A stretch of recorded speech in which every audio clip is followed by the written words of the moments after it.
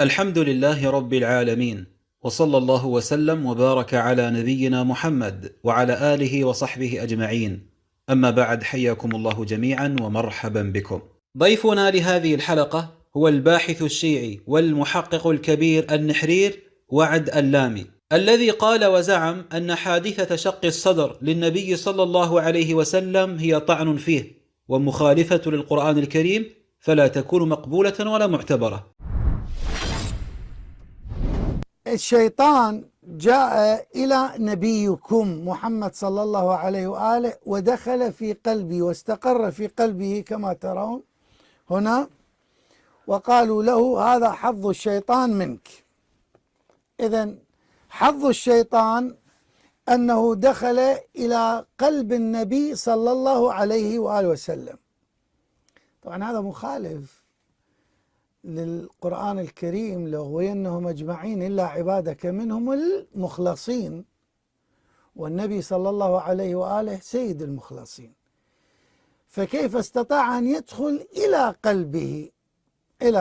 طب الآن عملوا للنبي عملية جراحية، شقوا صدر النبي واستخرجوا قلب النبي، شقوا القلب، فتحوا القلب واستخرجوا علقة الشيطان وأخاطوه، رجعوا القلب وأخاطوا صدر النبي. الآن النبي ما عنده شيطان.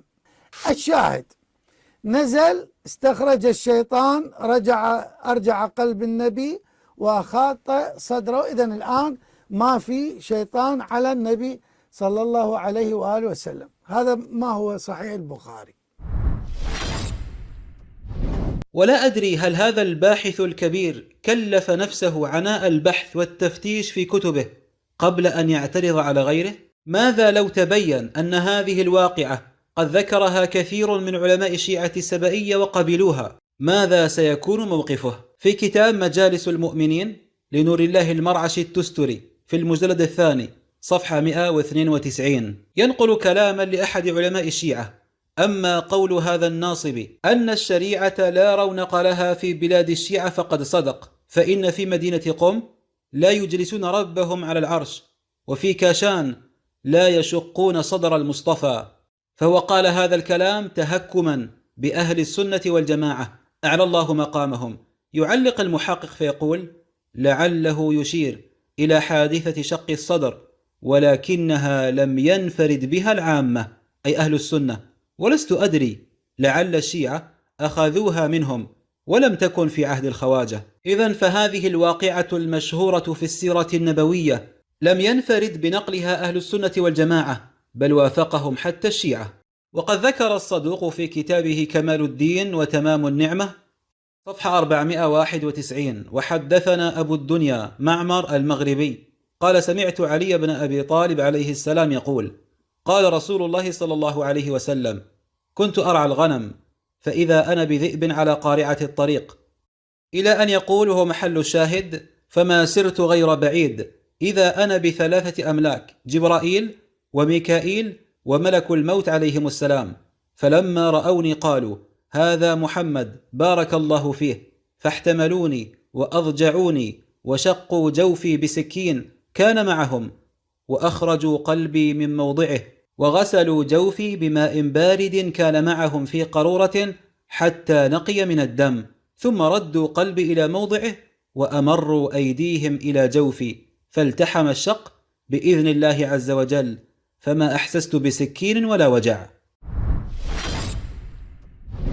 عملوا للنبي عملية جراحية، شقوا صدر النبي واستخرجوا قلب النبي، شقوا القلب، فتحوا القلب واستخرجوا علقة الشيطان وأخاطوه، رجعوا القلب وأخاطوا صدر النبي. الآن النبي ما عنده شيطان.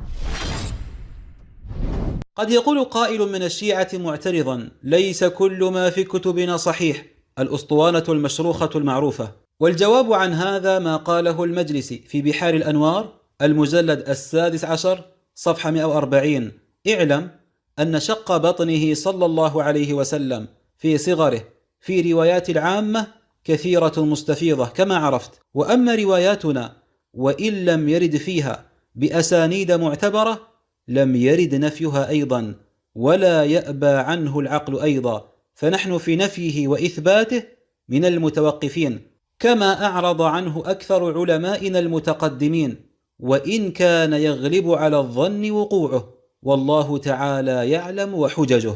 فالمجلسي يقول أن هذا الأمر لا يأباه ولا ينفيه العقل، ويغلب على الظن أنه قد وقع فعلا للنبي صلى الله عليه وسلم، ولم يقل أن هذا الأمر مخالف للقرآن أو أنه طعن في النبي صلى الله عليه وسلم كما قال هذا الباحث الكبير.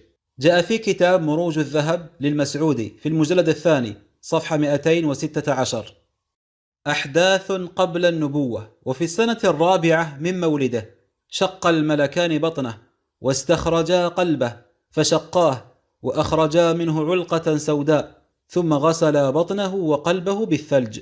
ويقول الكاشاني في كتابه علم اليقين في أصول الدين في الجزء الأول صفحة 662 تحت عنوان شق صدر النبي صلى الله عليه وسلم وغسل قلبه، يقول في الصفحة التي بعدها: قال في غير هذه الرواية: فاستخرجا قلبي فشقاه واستخرجا منه علقة سوداء، فقال: هذا حظ الشيطان. في هامش النسخة سئل بعض المشايخ عن العلقة السوداء التي أخرجت من قلب النبي صلى الله عليه وسلم في صغره حين شق فؤاده، وقول الملك: هذا حظ الشيطان منك، فقال: تلك العلقة خلقها الله في قلوب البشر قابلة لما تلقنه الشيطان فيها، فأزيلت من قلبه فلم يبق فيه مكان قابل لأن يلقي الشيطان فيه شيئا. هذا معنى الحديث، ولم يكن للشيطان فيه حظ قط، وإنما الذي نقاه الملك أمر هو في الجبلات البشرية، فأزيل القابل الذي لم يكن يلزم من حصوله حصول القذف في القلب. قيل له: فلما خلق الله هذا القابل في هذه الذات الشريفة، أي ذات النبي صلى الله عليه وسلم، وكان يمكن ألا يخلقه سبحانه فيها؟ فقال: لأنه من جملة الأجزاء الإنسانية، فخلقه تكملة للخلق الإنساني فلا بد منه، ونزعه كرامة ربانية طرأت منه. وهذا كلام الكاشاني. إذن في هذا الجواب عن سؤال الباحث الكبير كيف يمكن أن يكون في قلب النبي صلى الله عليه وسلم حظ من الشيطان، فها قد أتاك الجواب.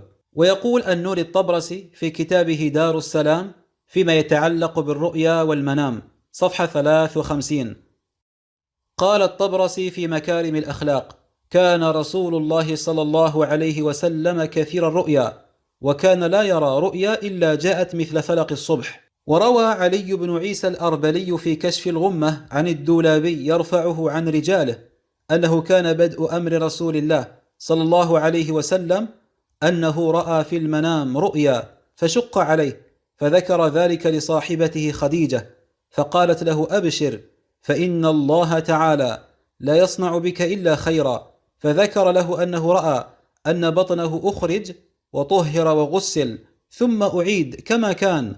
قالت: هذا خير فأبشر. قلت: أي الطبرسي يعلق: يأتي أن الشق وقع في اليقظة أيضا، أي أن شق صدر النبي صلى الله عليه وسلم كان في المنام وكان في اليقظة أيضا. ويقول علي الحسني في كتابه سيرة الرسول وخلفائه في الجزء الأول صفحة 285: قصة شق الصدر: إن حادثة شق الصدر التي رويت عن النبي محمد صلى الله عليه وآله وسلم في طفولته، وذلك عندما كان في بني سعد عند مرضعته حليمة، ما هي إلا إحدى المعجزات والكرامات التي حدثت للرسول الأعظم تمهيدا لنبوته على فرض حدوثها. وقد رواها المؤرخون وأصحاب السير وغيرهم الكثير، واختلف في كيفية حدوثها، مما يحمل أهل العلم والمحققين على إثارة الشكوك حول حدوثها، وبخاصة إذا نظرنا وتأملنا إلى أسانيد هذه الحادثة. ولكن اختلاف أسانيد هذه الحادثة المروية لا يستلزم إنكارها من أساسها، واتهام الرواه أو القصاصين وأصحاب السير على وضعها أو اختلاقها. ويمكننا القول أن هذه الحادثة على تقدير حصولها مع النبي محمد صلى الله عليه وآله وسلم هي من نوع الإعجاز، والعقل السليم لا ينكر هذا ما دامت قدرة الله جل وعلا تتسع لما لا تحيط به العقول أو تدركه الأوهام والظنون. فهل يعقل أن هؤلاء جميعا يا فضيلة الباحث الكبير خفي عليهم أن هذا الأمر مصادم للقرآن الكريم أو فيه طعن في النبي صلى الله عليه وسلم؟ هل علماء الشيعة مثلا من الغباء بمكان أنه تخفى عليهم مثل هذه الأمور؟ أم أنكم أصبحتم أعلم وأفهم من علمائكم؟ أخبرونا. وبما أن هذا الباحث الكبير والمحقق الجهبذ قد نزل بالقناة ضيفا لأول مرة، فلا بد أن نتحفه بهدية لعله يعود مرة أخرى، وهو أن هذا الأمر الذي استنكره في حق النبي صلى الله عليه وسلم قد وقع أيضا للأنبياء السابقين، كما جاء في كتاب الكافي للكليني في المجلد الثالث صفحة 269 الحديث الخامس. ومحل الشاهد منه قلنا أصلحك الله ما السكينة ريح تخرج من الجنة لها صورة كصورة الإنسان ورائحة طيبة، وهي التي نزلت على إبراهيم فأقبلت تدور حول أركان البيت وهو يضع الأساطين. قيل له هي من التي قال الله عز وجل فيه سكينة من ربكم وبقية مما ترك آل موسى وآل هارون.